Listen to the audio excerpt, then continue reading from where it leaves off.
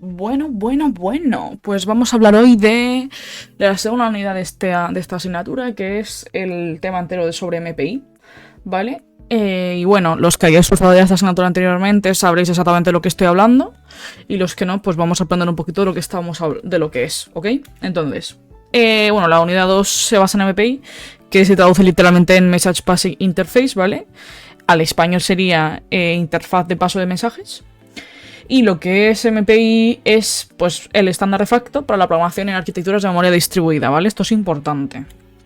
Bueno, ¿qué es MPI? Bueno, pues como acabo de decir, y bueno, nuestra Paris Hinton nos va a decir también que MPI significa Message Passing Interface, ¿vale? E interfaz de paso de mensajes, y al final es un estándar utilizado en programación paralela para permitir que varios procesos trabajen juntos y se comuniquen entre sí mediante el envío y recepción de mensajes, ¿vale? Se basa en programación utilizando una biblioteca de funciones. Es un esquema basado en creación simultánea de procesos y se utilizan sistemas de memoria distribuida, como ya he dicho anteriormente, ¿ok? Si no nos acordamos de lo que es los sistemas de memoria distribuida, que es algo de lo que hablé en el vídeo anterior, lo voy a resumir muy brevemente. En los sistemas de memoria distribuida nos encontramos con que cada proceso tiene su propia memoria y necesita comunicarse con los demás. Entonces, MPI no crea el paralelismo automáticamente. MPI además no crea el paralelismo automáticamente, sino que es el programador el que debe dividir el trabajo y definir cómo se comunican los procesos. Es decir, aquí lo que tenemos que hacer es programar, ¿vale? Vuelvo a recalcar lo que dije en el primer vídeo de la serie, y creo que también lo comenté en el vídeo anterior, que es que lo difícil de MPI no es paralelizar como tal, sino suele ser lo secuencial, ¿vale? O sea, al final es muy fácil, esto siempre va a ser lo mismo. En el momento que tengamos cómo se utiliza cada función, lo vamos a tener perfecto. El problema va a ser la gestión de memoria y la parte secuencial, ¿vale? Bueno, a ver. Si queremos saber por qué queremos usar MPI, ¿vale? Tenemos pues varios motivos. Y es que al final, si queremos resolver problemas más grandes, tenemos que dividir el trabajo entre distintos procesos, ¿vale? Y esto es a lo que nos ayuda MPI.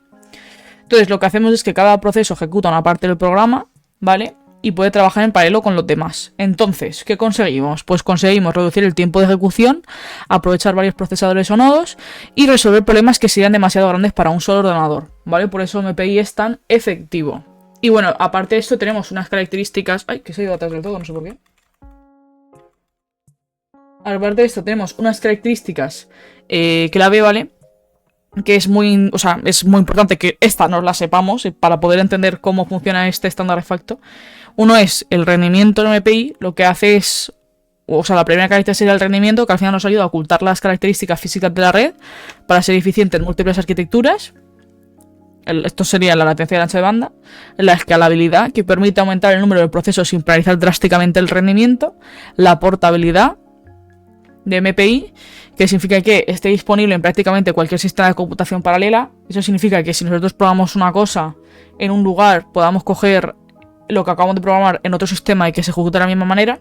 Y luego tenemos también los lenguajes utilizados, ¿vale? Los lenguajes que se utilizan son C, Fortran y Python. Nosotros vamos a hacerlo todo en C. Entonces, voy a recalcar un poco y recordar lo que era la arquitectura de memoria distribuida, aunque ya hablé de esto en el vídeo anterior, ¿vale? Aquí podemos ver algo más visual. Nos encontramos con que tenemos distintos ordenadores, ¿vale? Que tienen memoria local, que no está compartida entre ellos, y lo único que compartido son por la tarjeta de red, ¿no? Que es donde se comunican. Entonces, el modelo físico sería un conjunto de procesadores interconectados por una red, como acabo de decir. Tendríamos la memoria local, donde cada proceso tiene su propia memoria exclusiva y no se comparten variables de forma directa. Y luego tenemos la comunicación entre ellos, que se realiza exclusivamente mediante el envío y recepción de mensajes. Y bueno, aquí sí que es importante que esta definición nos la sepamos de memoria. ¿Y por qué? Porque si nos preguntan qué es un mensaje, lo que tenemos que contestar es que es un conjunto de datos almacenados en una zona contigua de memoria. Eso es un mensaje, y en esto pues no podemos tener ningún tipo de duda. Un ejemplo de cómo sería el envío y recepción de mensajes en MPI. Nos podemos imaginar que tenemos un proceso 0, ¿vale? Y este proceso 0 tiene un dato y lo quiere enviar al proceso 1. Bueno, pues para hacerlo se va a usar una función de envío, que la utilizará el proceso 0, y el proceso 1 será el que utilice la función de recepción, ¿vale? Eso sería literalmente un MPI send y un MPI rec, ¿vale? Bueno, entonces quería también comentaros un poco cómo es el esqueleto general de un programa en MPI, ¿vale? En el que tenemos pues funciones de control esenciales. Tendríamos el MPI barra init, ¿vale? Bueno, barra baja init, que lo que hace es inicializar el tono de ejecución. Esto siempre hay que ponerlo porque si no, no van a funcionar. Luego tenemos al final del programa estaría el MPI Finalize, que esto también hay que ponerlo siempre, ¿vale? Que lo que hace es terminar formalmente el entorno y liberar los recursos utilizados. Y entre medias, que normalmente se pone justo después del MPI init, ¿vale? Después de haber definido en el process y myRank, tenemos dos funciones, que es MPI com6, que lo que hace es determinar el número total de procesos nprocess, ¿vale? Que es como se suele llamar formalmente a lo largo de la asignatura. Com sería el comunicador, ¿vale? Entonces, literalmente estamos hablando del tamaño del comunicador en MPI, ¿vale? Y luego también tenemos MPI com rank, que al final lo que define es el rango único de cada proceso myRank, ¿vale? Entonces estamos hablando del rango del comunicador en MPI. Ok, pues aquí tenemos un ejemplo un poco pixelado, ¿vale? De lo que sería un programa en esta asignatura. Quiero que ignoréis esta rayita roja, ¿vale? Esto simplemente porque lo estaba haciendo en Windows. Y Windows no funciona la librería mpi.h de normal. Lo que tenemos que hacer es instalar una máquina virtual, ¿vale? Ahora lo explicaré eso después también. Y bueno, lo que nos encontramos aquí un poco es cómo funcionaría esto. Bueno, pues para hacer un programa en MPI y en C, lo que tenemos que definir de normal es dos ints, ¿vale? Uno para la cantidad de procesos, donde se guardará ese número, y otro para el rango de cada proceso, ¿vale? Al final recordamos que en los procesos en MPI ejecutan todos el programa. Entonces nos encontramos con que después de inicializar el MPI, lo que hacemos es le pasamos por referencia la dirección de memoria del argc, la dirección de memoria del argv, ¿vale? Si no sabéis lo que es una referencia, os recomiendo que miréis el vídeo donde expliqué aritmética de punteros. Y bueno, aquí tenemos dos cosas más. Tenemos el MPI com6 y MPI com rank. Aquí lo que hacemos es guardamos el número del proceso del comunicador dentro de la variable nprocess, es decir, el número de procesos total, ¿vale? Que tenemos. Y aquí lo que hacemos es guardar el rango del proceso que está ejecutando el actual, ¿vale? Aquí en este valor de aquí. Entonces, y aquí lo que hacemos simplemente es imprimir por pantalla el proceso actual, ¿vale? Que sería myRank, ¿vale? Como vemos aquí, de nprocesos según la cantidad de procesos que estemos ejecutando. Y aquí lo que hacemos al final del programa sería, pues, finalizar la ejecución de MPI, es decir, liberar recursos. Ejecutar este código, ¿vale? Que esto está todo subido al GitHub. A lo mejor nos preguntamos cómo ejecutar MPI en nuestro ordenador. Si no tenemos disponible un servidor en el cual se esté ejecutando Linux, lo que yo recomiendo es que os instaléis Linux en vuestro ordenador. Bueno, esto es muy sencillo, ¿vale? Esto lo podéis hacer todo a través del PowerShell del ordenador. Recomiendo que lo hagáis en el PowerShell y no en el CMD. Y lo que tenéis que hacer es wsl-install para que se os instale Linux. Os pedirá de que defináis un usuario o una contraseña. En el momento que hayáis hecho eso, automáticamente se os iniciará la sesión. Y lo que tenéis que hacer a continuación simplemente es hacerle estas dos siguientes cosas: sudo apt update y sudo apt install openmpi-bin libopenmpi-dev. Y en el momento que os hayáis instalado esto, ¿vale? Que a lo mejor os pide decir que sí con la Y en el teclado y ya está. O sea, Y enter. Ya podréis ejecutar MPI y OpenMP en vuestro ordenador. Bueno, ahora diréis, vale, pero es que tengo que transferir todos mis ficheros del Windows a Linux. No hace falta. Si nosotros en el PowerShell, después de haber iniciado sesión en nuestra máquina virtual de Linux, simplemente ejecutamos td-mnt-c y la ruta en la que tenemos todas nuestras cosas, automáticamente nos llevará nos dejará ejecutar ese archivo en Linux, ¿vale? Y bueno, además de esto, aquí he puesto las dos sentencias de compilación y de ejecución, ¿vale? La primera es la de compilación y la segunda es la de ejecución. Entonces simplemente tenemos que hacer mpicc para compilar en C, ¿vale? Archivo.c, --o, archivo.exe, ¿vale? Esto sería para crear el ejecutable.exe del fichero.c. Y aquí para ejecutar el programa para np sería numberProcess4, ¿vale? Y el ejecutable. Es decir, lo que hacemos es mpi run, -np la cantidad de procesos que queremos correr, .archivo.exe, ¿vale? Si nosotros hemos hecho esto, ¿vale? Y hemos accedido a donde tenemos guardados el bueno, nuestro contenido de la asignatura, llegamos a ejecutar literalmente esta sentencia de compilación, se nos ejecutará esto de aquí, ¿vale? Soy el proceso 1 de 4 procesos, soy el proceso 2 de 4 procesos, soy el proceso 3 de 4 procesos, soy el proceso 0 de 4 procesos, ¿vale? En MPI tenemos varios tipos de comunicaciones, ¿vale? As two-sided communications, a.k.a. punto a punto, ¿vale? En MPI. Y bueno, pues aquí vemos un poquito qué es de lo que estamos hablando, ¿vale? Primero, antes de leer todo esto, quiero que nos fijemos en este esquema. El ejemplo que os he dicho anteriormente del proceso 0 y el proceso 1 es exactamente esto. El proceso 0, en este caso, es el que va a mandar con MPI send al proceso P1 el dato 42. Y entonces, tras ejecutar el MPI receive, nos vemos con que el proceso 1, que es el que ha ejecutado esa instrucción, recibirá el número 42. ¿Vale? Entonces, ¿qué significa esto? Pues MPI send, bueno, la comunicación es punto a punto, lo que requiere de nosotros es la participación tanto del emisor como del receptor. Entonces, MPI send, que es la que está hecha por el emisor, envía datos a un destino específico, ¿vale? Como podemos ver aquí, aquí sería el buffer de envío, ¿vale? La cantidad de datos que estamos enviando, porque podemos mandar más de un dato. Aquí tendríamos el tipo de dato que estamos mandando, ¿vale? El destino, ¿vale? Y el tag a mandar. Este tiene que coincidir en ambos, ¿vale? Porque al final podemos hacer varios envíos y varios recibos a la vez. Y aquí pondríamos el comunicador, que sería MPI con Word. Luego, para recibir, lo que vamos a emplear va a ser el buffer, ¿vale? De recibo, donde vamos a guardar los datos, la cantidad de datos que estamos recibiendo, el tipo de dato, de dónde vienen estos datos, el tag, que como he dicho antes tiene que coincidir con el tag de envío, el comunicador y el status. Esto también haremos un ejemplo más adelante cuando empecemos a hablar de todas las comunicaciones un poquito a poco. Y aquí pues tenemos un poco un esquema de cómo sería esto. Mandamos el mensaje con el tag, ¿vale? Decimos que ok, pues somos nosotros y entonces empiezan a mandar los mensajes, ¿vale? O sea, es decir, en la parte de los datos. Entonces los datos constantemente tienen que ser constante, ¿vale? Entonces, después de haber dicho esto, quiero decir que al final la etiqueta numérica del tag debe coincidir en ambos extremos para que la función tenga éxito, como he dicho, ¿vale? Y quiero dejar clara una cosa.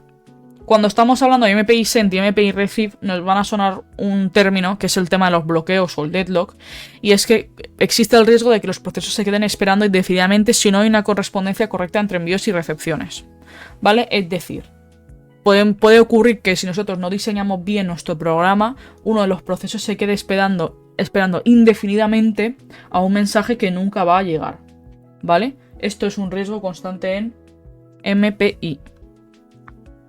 Tenemos dos tipos de comunicaciones colectivas, ¿vale? Aparte de las comunicaciones punto a punto que acabo de comentar anteriormente. Y es que en las comunicaciones colectivas tenemos comunicaciones regulares y comunicaciones irregulares.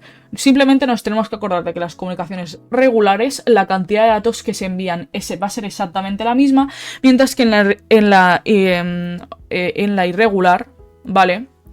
Pueden existir varianzas. ¿A qué me refiero en esto?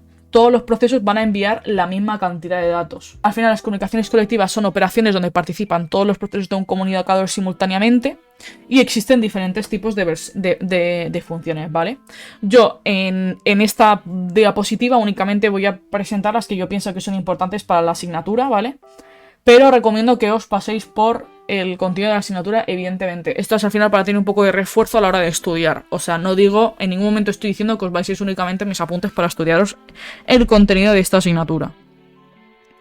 Bueno, entonces, pues MPI Broadcast es que un proceso, en este caso, de normal en la asignatura se suele hablar del root, envía el mismo datos a todos los demás. En el MPI Scatter lo que haremos es, pues si tenemos un vector de 9 procesos, ¿vale? Lo que haremos es repartir, pues si tenemos 3 procesos, 3 cachitos a cada proceso del vector, ¿vale?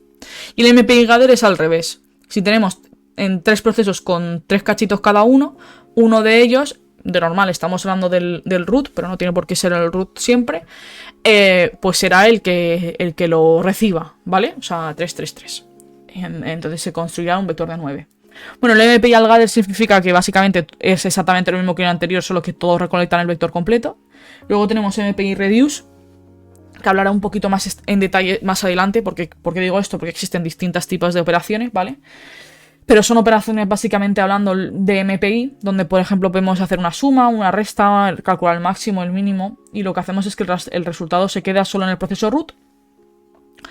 En MPI al reduce hacemos que el resultado se distribuya absolutamente a todo el mundo. Luego tenemos el MPI scan, donde es similar, solo que se va haciendo parcialmente acumulativa basándonos en el rango del proceso, es decir, de menor a mayor. Y luego tenemos el MPI actual, donde todos se envían a todos datos distintos, ¿vale? Aquí están las operaciones que estaba diciendo yo anteriormente. Habrá algunas que ni hayáis visto en esta diapositiva. Si queréis unos y memorizarlas, pues allá vosotros. Pero no va a hacer falta que las sepáis todas. Mi recomendación es que os sepáis la de la suma. O sea, la de la suma, ¿vale? Suma los valores, multiplicar los valores, obtener el máximo, obtener el mínimo. Yo os recomiendo que os quedéis con esas, ¿ok? Y bueno, aquí he hecho un poco algo más visual de cómo funcionan las colectivas, ¿vale? Vamos a ir paso a paso. En el broadcast de arriba a la de izquierda, lo que vemos es que el proceso 0 le reparte el dato A, ¿vale? Como ejemplo, a cada proceso. Entonces todos reciben el A. Si ahora miramos lo que es un scatter, ¿vale? En el scatter lo que hacemos es que un proceso contiene el vector completo, que serían de tamaño 9, como he dicho anteriormente. Y entonces lo que hace es repartir ese vector, ¿vale? En datos, es a un tamaño equitativo.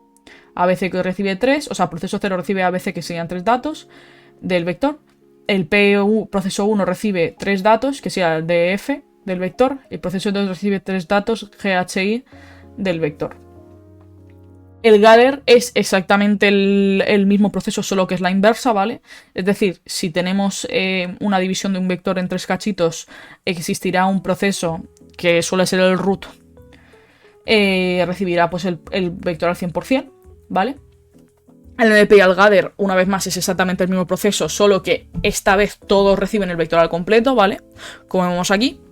Y bueno, a continuación vamos a hacer en la parte de la derecha. Arriba a la derecha vemos el MPI reduce, que el MPI reduce nos encontramos con que el proceso 0, proceso 1, proceso 2 tienen todos un valor, ¿vale? Y lo que hacemos es que en el proceso 0 vamos a sumar, como por ejemplo, si llegamos a utilizar la operación de suma de MPI sum, sumaríamos todos esos datos aquí el resultado y sería 60, porque 20 es 30, más 30 son 60. En MPI al reduce ocurre exactamente lo mismo, solo que todos realizan esa operación, es decir, todos obtienen el resultado, como podemos ver aquí. Proceso 0 tiene 60, proceso 1 tiene 60, proceso 2 tiene 60. El MPI scan hace exactamente la misma operación, solo que progresivamente, es decir, en el proceso 0 tendremos el 10, en el proceso 1 sumaremos el dato del proceso 0 al proceso 2, que serían 30, y en el proceso 2 sumaremos el resultado anterior del proceso anterior, ¿vale? Que sería 10 más 20, 30, más 30 serían 60. Y luego MPI actual simplemente lo que haría es que reparte pues todos los datos a cada proceso. Y como podemos ver aquí, la primera posición A1, B1, C1, A2, B2, T2, A3, B3, C3, ¿ok? Y bueno, ahora hablando más de comunicaciones, tenemos el tema de las comunicaciones colectivas irregulares, que es exactamente el mismo concepto que las anteriores, pero nos diferenciamos en la cantidad de datos que vamos repartiendo, ¿vale? Entonces, estos se usan cuando tenemos la cantidad de datos a repartir o recolectar no es igual para todos los procesos y nos encontramos con que tenemos siempre la V al final, ¿vale? Tenemos esta V, ¿vale?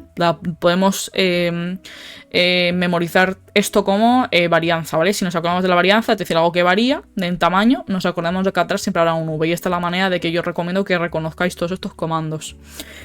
Bueno, pues MPI scatter V y MPI gather V son simplemente dos ejemplos de lo que nos encontraríamos, y tenemos además parámetros clave, ¿vale? Que serían dos valores nuevos, senCounts y RCVCounts, ¿vale? Esto al final son arrays, ¿ok? Que lo que define es pues el número de elementos para cada proceso, ¿vale? Que se envían o reciben. Y luego tenemos otro array que es el displays, ¿vale? Que es el array del offset o el desplazamiento, ¿vale? Que sea un buffer.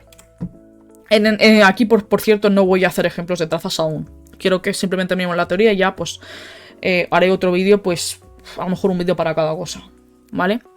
Entonces, en MPI scatter V tenemos cantidades distintas, ¿vale? A, B, C, D, F, G, H, I, J, K. Y vamos a repartir, pues por ejemplo, al proceso 0 le vamos a dar 2, 1, 2, A, B. Al proceso 1 le vamos a dar 4, C, D, E, F. Al proceso 2 le vamos a dar 5, G, H, I, J, K. Entonces estamos repartiendo cantidades distintas. El MPI Gather V hace exactamente lo mismo, tenemos cantidades distintas en cada proceso y las recolectamos todos en un vector, o sea, en un vector, en un proceso, ¿vale? Como podemos ver, 2, 4, 5 y todo recibe en el proceso 0. MPI al Gather V es exactamente lo mismo, solo que todos reciben el vector final. Y en MPI Actual V es básicamente, pues vamos repartiendo datos distintos. Entonces, como podemos ver aquí, en la primera columna, ¿vale? Es decir, el primer dato de cada proceso, podemos ver que el proceso 1 tiene 2 datos. En la segunda columna, el proceso 1, o sea, el proceso 0 tiene 2 datos y el proceso 2 tiene 3 datos. Y en la tercera columna, el proceso 1 tiene 3 datos y el proceso 2 tiene 2 datos. Entonces, si nosotros vamos a hacer que se repartan pues el proceso 0 repite el primer dato de todos ellos, A2, 1, o sea, A2DD y 1AG. El proceso 2 recibiría el segundo dato, 2BE, 3Hs, como podemos ver ahí exactamente eso. Y el proceso 2 recibiría pues el tercer dato, C, 3Fs y 2Is. Bueno. Quería también enseñaros esto de aquí, que sería pues las funciones que vamos a emplear, bueno, que se emplean en la asignatura, ¿vale? Que esto es así, por decirlo, lo que se suele dar en el examen práctico, ¿vale? Esto es lo que solemos tener. Y como podemos ver, pues bueno, hay menos funciones que las que he mencionado. De todas maneras, es bueno que tengamos claras cuantas más funciones mejor, porque siempre se nos pueden preguntar en la teoría de la asignatura, ¿vale? Y aquí simplemente podemos ver cómo están construidas. Ok, entonces, vamos a hablar de las comunicaciones no bloqueantes, ¿vale?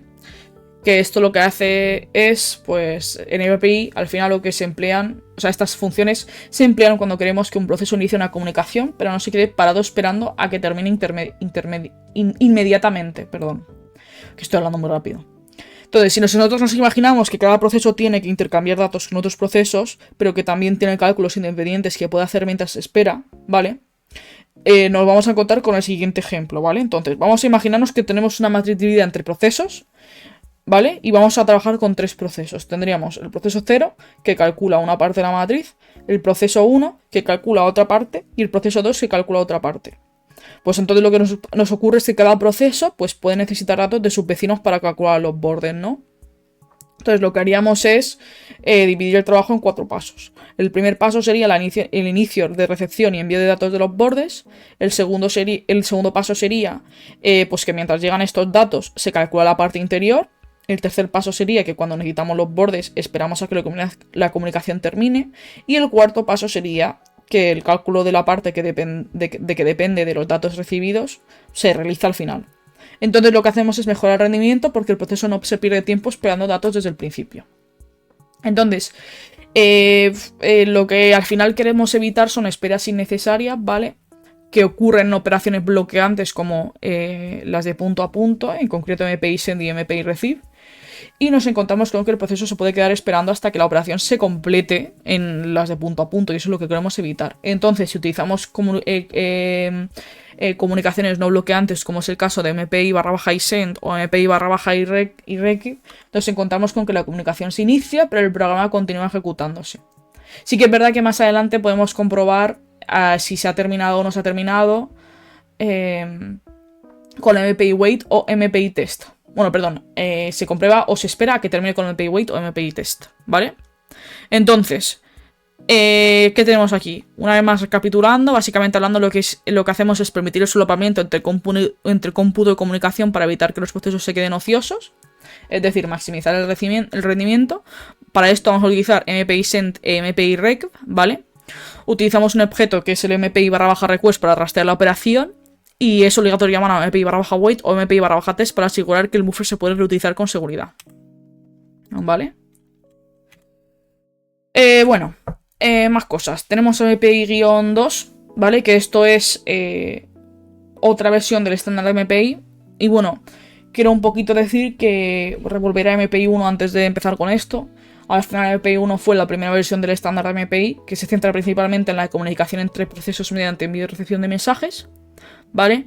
Y lo que hace MPI 2 es pues añadir funcionalidades más avanzadas sobre la base de MPI 1, ¿vale? Entonces, quiero decir que al final lo que conseguimos con MPI 2 es introducir la comunicación unilateral, que es la one-sided, ¿vale?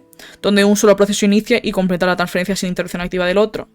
Aquí empezamos a hablar del concepto de ventana, ¿vale? Que esto también es otra cosa que es importante y que os tenéis que saber de memoria. Es la definición de ventana. Una ventana es una porción de memoria local expuesta para que otros procesos puedan acceder a ella, ¿vale? Esto también es algo que tenéis que saber hacer a la hora de explicarlo, ¿vale? O sea, el concepto de ventana es muy importante. Entonces, en la ventana que podemos hacer, pues podemos hacer escritura remota mediante la utilización de MPI put, lectura remota mediante la utilización de MPI get y MPI y la reducción de la memoria del destino, ¿vale? Con MPI accumulate, ¿vale? También incorporamos la entrada-salida de paralela con MPI IO, ¿vale? Que lo que hace es que permite que varios procesos lean o escriban en archivos de forma coordinada. Esto es útil cuando muchos procesos tienen datos y necesitan guardarlos en un mismo archivo o leer distintas partes de un archivo grande. Que esto sería como MPI File Open, MPI File Read, MPI File Write, MPI File Close. Esto a mí, por ejemplo, no me suena, es algo nuevo, pero bueno, lo menciono también por si lo queréis añadir con 6 puntitos extras en el examen o lo que sea. O como, ay, mira, que listo soy, he estudiado aparte, ¿vale? Luego también, bueno, tenemos que, bueno, como ya he hecho el tema de la ventana, que sería con MPI /win/create, ¿vale? Luego estaría MPI /put, MPI /get, MPI /accumulate y MPI /win/free, ¿vale? Entonces lo que hacemos con esto es comunicación unilateral, donde un proceso puede acceder a una zona de memoria expuesta por otro proceso mediante una ventana, que es lo que he dicho antes. Y bueno, con esto también tenemos que pues MPI 2 promete crear procesos de forma dinámica durante la ejecución, ¿vale? Entonces, también tenemos memorias en comunicaciones colectivas, que se amplían y se mejoran algunas comunicaciones colectivas, especialmente en relaciones con intercomunicadores y operaciones más flexibles, ¿vale? Y aquí tenemos una tablita, ¿vale? Con nuestra doña Jafei, que lo que hace es poner un poquito las diferencias, ¿vale? Entonces, ¿qué tenemos? ¿Tenemos comunicaciones punto a punto en ambas? Pues sí. Las básicas, las colectivas básicas también. Las no bloqueantes también. Porque al final las comunicaciones creo que colectivas no son bloqueantes. ¿O me equivoco? Esto lo vemos aquí. Sí, las comunicaciones colectivas no son bloqueantes. Luego tenemos en tema de entrada y salida paralela, pues eso sí que es verdad que en MPI 1 no está, ¿vale? Eso se introduce en MPI 2 con MPI-IO. No tenemos comunicación unilateral en MPI 1 y tampoco tenemos la aceleración de dinámica de procesos en MPI 1. Entonces, ¿qué nos encontramos? Pues que en MPI 1 simplemente estamos hablando de un sistema de paso de mensajes básico, al contrario de MPI 2, donde estamos hablando ya de extensiones más avanzadas. Y bueno, cuando hablamos de evaluación de rendimiento de MPI, tenemos el tema del speed up, ¿vale? Que ya lo introducimos en el vídeo anterior, que no voy a entrar mucho en detalle esto, y el tema de la eficiencia, ¿vale?